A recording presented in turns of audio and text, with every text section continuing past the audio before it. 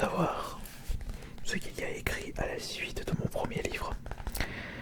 Nous en sommes actuellement au niveau 4, qui est le chapitre 4. Et justement, je vous propose une lecture du livre tous les samedis soirs pour les personnes qui malheureusement n'ont pas le budget de se procurer ce livre. Alors, ne perdons pas plus de temps et allons-y pour la lecture. Alors, si vous vous souvenez bien, le premier niveau est un rapport avec les insultes, le deuxième niveau, le rabaissement, et le troisième niveau était le commerce douteux. Mais alors, quel est le quatrième niveau de mon cyberharcèlement? C'était quoi déjà? Ah, c'est bon, je sais.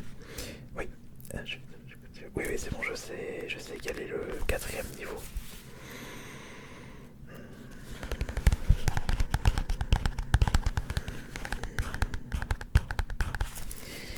Alors, allons-y tout de suite.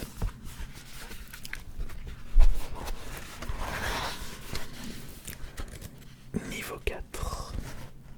Ah oui, et j'ai suivi vos conseils pour cette nouvelle vidéo ASMR, puisque plusieurs d'entre vous s'étaient plaints de la trop forte luminosité pour le côté relaxant.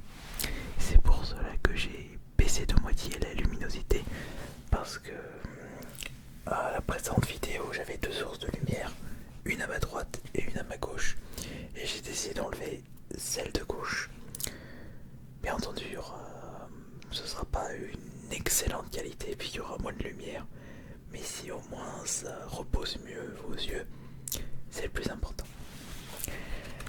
Alors, ouais.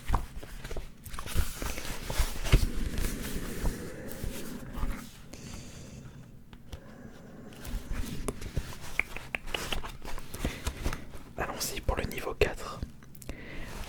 Afin de mener à bien des projets, il faut avant tout être bien dans son corps, ne pas manquer de quoi que ce soit, mais surtout se sentir en sécurité. Si ce dernier point n'est pas respecté, vous n'arriverez pas à vous mettre à fond dans un projet. Et puis, rien ne vaut une belle grosse menace pour faire déprimer une personnalité.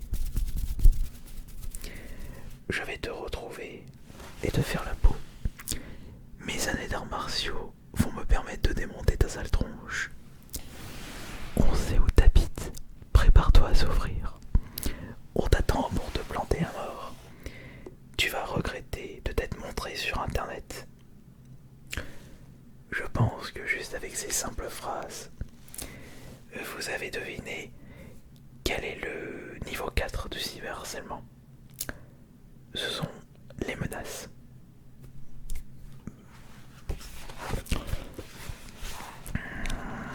De quoi vous rendre paranoïaque. Je ne compte même plus le nombre de messages de ce style que j'ai pu recevoir. Certains étaient d'une violence inouïe, qui traumatiserait le premier venu. Ceci n'est que la continuité des événements. Quand l'insulte et le rabaissement ne marchent pas, on passe à l'étape supérieure en espérant que cela fonctionne.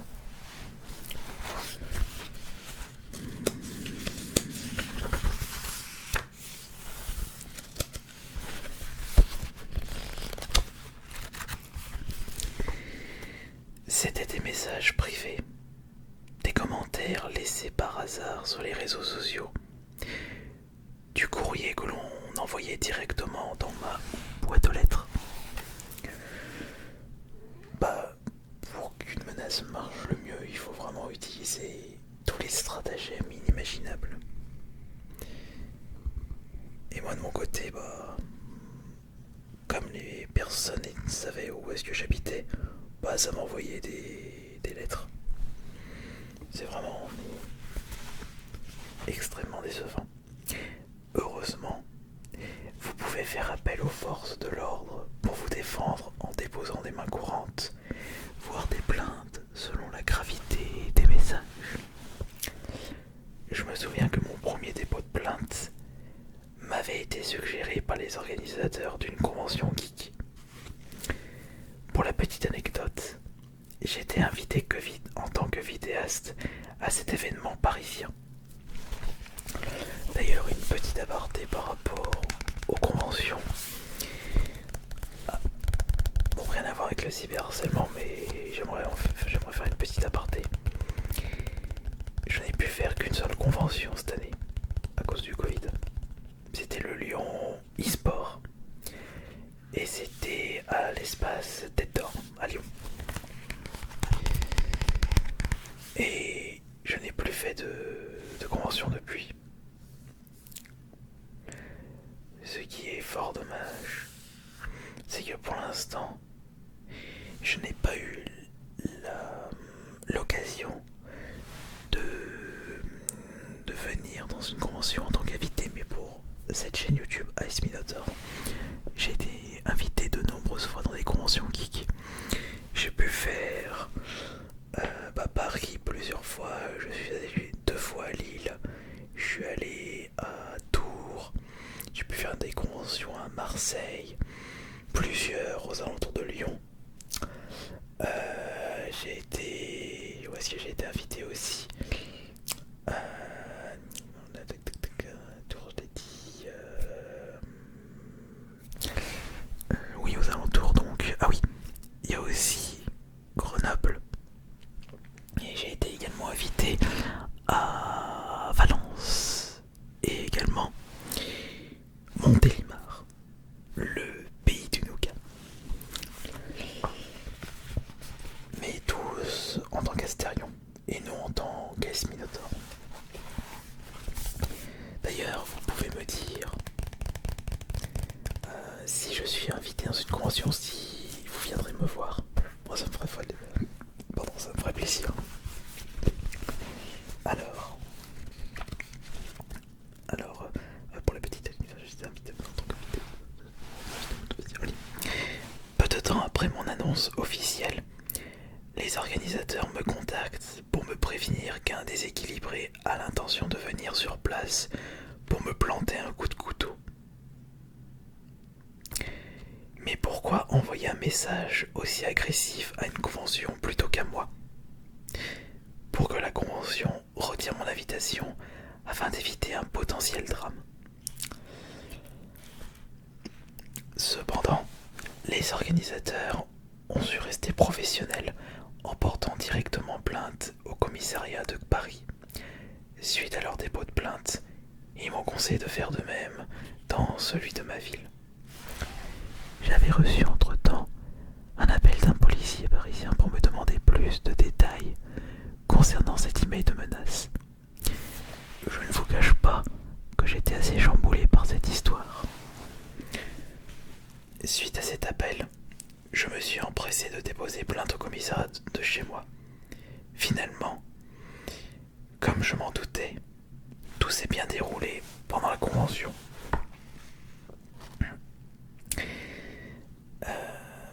D'ailleurs, il y a quelque chose que j'aurais dû rajouter dans ce livre qui vient de me revenir à l'esprit. Ouais, il y a pas mal de choses. Je me rends compte que ce livre n'est vraiment pas complet. Puisque j'aurais dû préciser que les personnes qui m'ont menacé et qui ont envoyé des emails diffamatoires, avaient des emails de menaces à des conventions, leur unique but c'était de créer une sensation de mal-être. Ils essaient de créer la terreur pour éviter que je sois invité en convention. Et ouais, c'est extrêmement grave.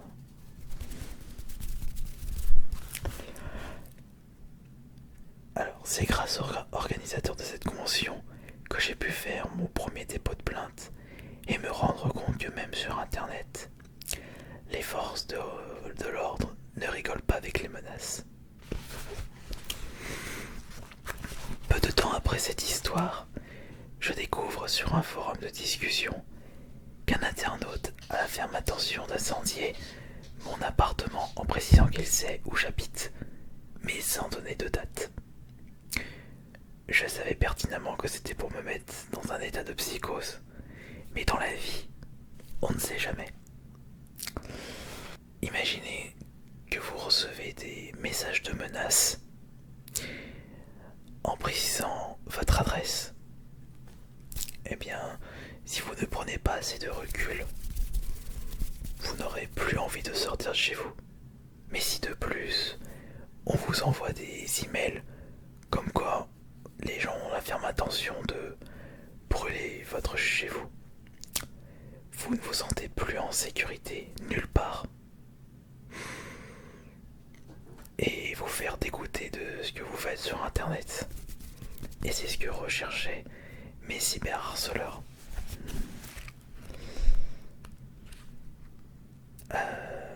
Voilà, je l'étais là. Tac, tac, tac. Voilà.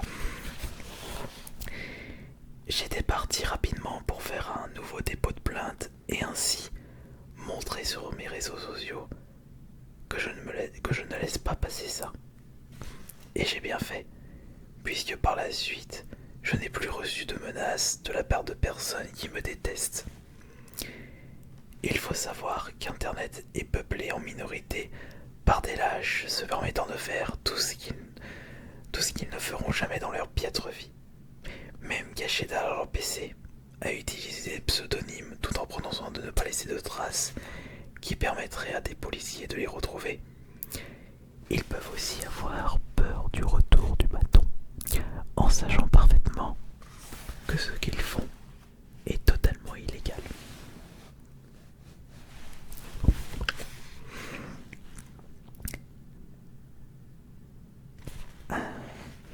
Ils utilisent la terreur pour perturber, ça c'est ce que j'ai dit tout à l'heure, mais ils ne sont pas immunisés contre celle-ci.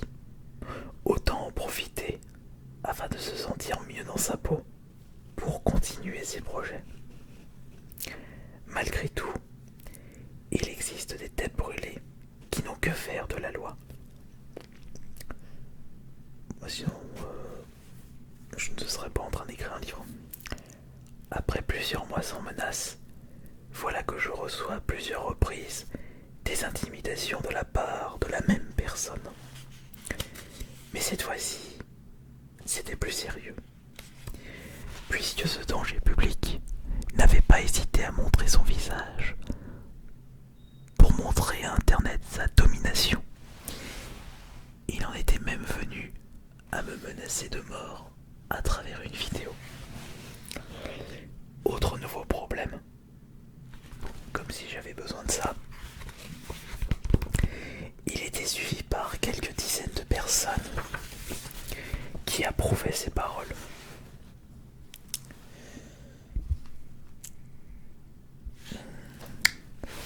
Avoir un public a toujours été une source de motivation et de dépassement de soi. C'est d'ailleurs pour ça qu'actuellement, je continue toujours autant à vous proposer des vidéos de relaxation. Parce que vous êtes ici à me motiver et à me dire tous les jours que vous appréciez ce que je fais. Et vous n'hésitez pas à me le prouver avec des commentaires, des pourboires, des likes, des abonnements, des partages.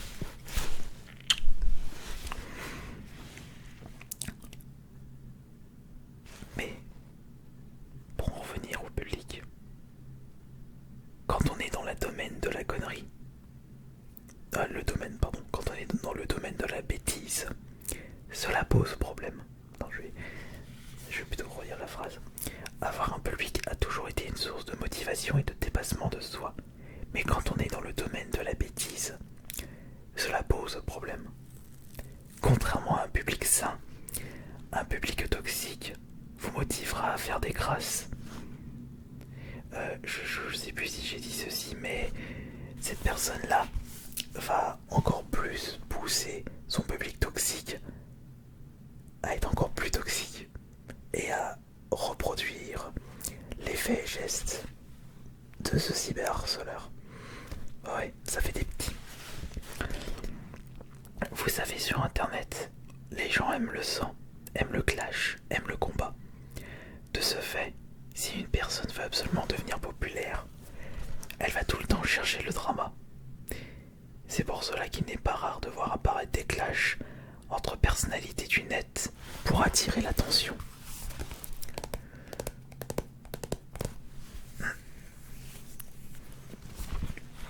C'est aussi un petit peu la faute au public si des cyberharceleurs gardent autant de motivation sur leur acte malsain. Ça je l'ai rajouté, c'était pas marqué dans le livre. Quant à moi, c'était pas rebelote. Retour au commissariat pour un nouveau dépôt de plainte. En plus de la perte de temps, cela avait un impact psychologique. Depuis, les vidéos et la chaîne YouTube de cet harceleur ont été supprimés de la plateforme. Au moins une bonne nouvelle. De toute façon, YouTube ne tolère pas ceci, puisque ça ne va pas dans le sens de leurs termes des conditions d'utilisation du site, de la plateforme. Mais d'ailleurs, si cet harceleur et ces vidéos ont été supprimés, c'est aussi grâce à vous, puisque vous n'avez pas hésité à signaler ces vidéos. Donc moi personnellement, si je peux vous donner un conseil pour la suite, bon ça s'est largement calmé, mais on sait jamais. Si vous voyez justement des vidéos de personnes qui harcèlent d'autres youtubeurs, pas forcément moi, ou qui sont assez menaçants, n'oubliez pas que le bouton signaler existe. Et puis après ce sera à YouTube de trancher si ce youtubeur respecte bien les termes et conditions de YouTube. Et dans mon cas, comme ça a été supprimé, c'est que ça respectait pas. Bon, tu vas me dire logique puisque la personne me menaçait de mort. J'ai de la chance d'être fort mentalement et d'être soutenu par mes proches pour surmonter ces épreuves. Mais je ne vous cache pas que c'est compliqué par moments. Quand tu te lances dans un projet respectueux et passionnant, tu as juste envie que l'on te laisse tranquille. Tu es trop occupé à concrétiser ton avenir au lieu de perdre du temps avec des gamineries de la sorte. Comme pour les précédentes techniques malsaines, les toxiques d'internet sont prêts à tout pour vous mettre dans un état de stress quotidien et vous rendre parano dans la vie de tous les jours. Après avoir reçu plusieurs menaces de mort, si vous ne prenez pas assez de recul, vous allez commencer à vous méfier de tout. Un inconnu vous aborde dans la rue, vous allez commencer à suer de peur que ce soit l'auteur d'une menace. Vous ne serez jamais tranquille, même chez vous, puisque les harceleurs connaissent votre adresse. La motivation commencera à vous quitter pour laisser place au dégoût et à la peur, ce qui vous mènera à la dépression. Beaucoup d'influenceurs connus ont tout lâché en partie à cause des menaces qu'ils ont pu recevoir quotidiennement. Pour ma part, il en faut plus pour me démotiver. Et c'est ce qui allait m'arriver. La tranquillité se transformerait en un luxe auquel je n'aurais plus accès à cause d'une très petite minorité.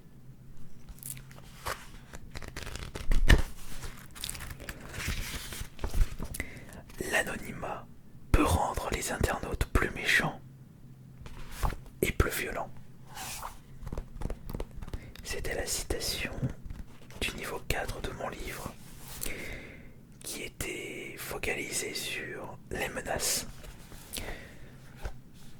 Encore une fois, on se retrouve avec des personnes qui ont tout fait pour me faire dégoûter de ma présence sur YouTube. Et si j'avais lâché, je ne serais pas ici en train de lire mon livre. Un livre que je n'aurais jamais sorti.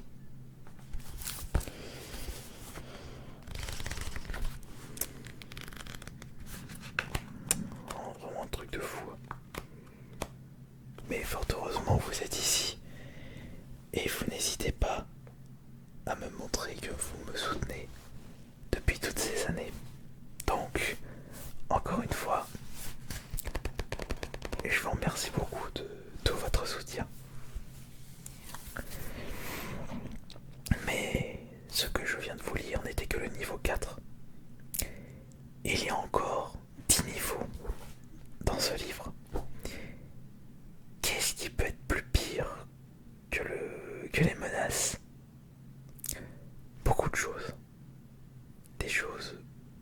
malsaine.